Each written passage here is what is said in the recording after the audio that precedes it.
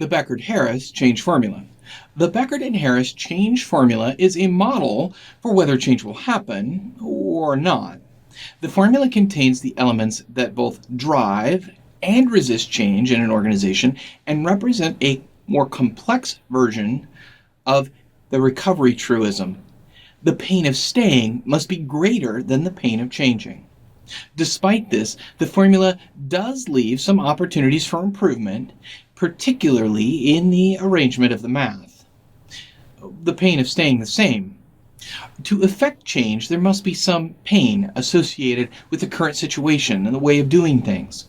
The pain can be direct or indirect in the case of missing an opportunity. Often called FOMO, fear of missing out, the awareness that you're missing out on something can be a powerful motivator for change.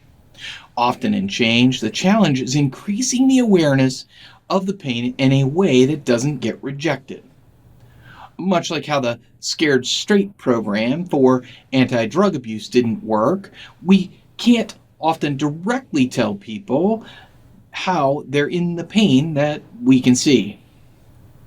The work of Carl Rogers and techniques like motivational interviewing can be an effective way of introducing individual change, but are not always generalizable to organizational change.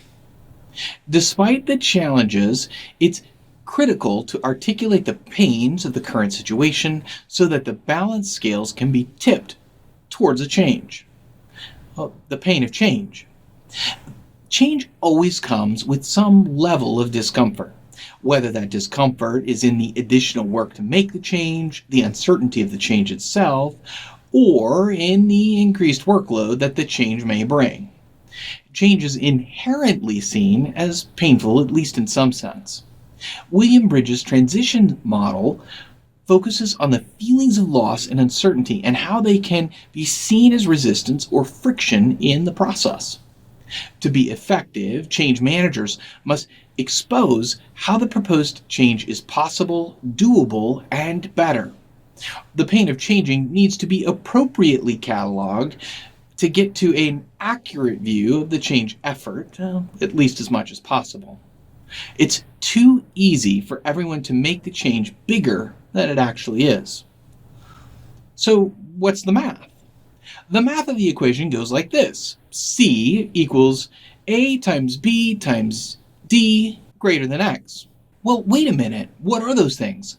Well, C is change. And A is the level of dissatisfaction with the status quo. B is the desirability of the proposed or end state. D is the practicality of the change.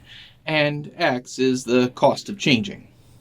The implication is that the degree of change is based on the positive contributions created by the dissatisfaction with the status quo, the desirability of the end state, and the practicality of the change. And it's held back by the perceived cost of changing.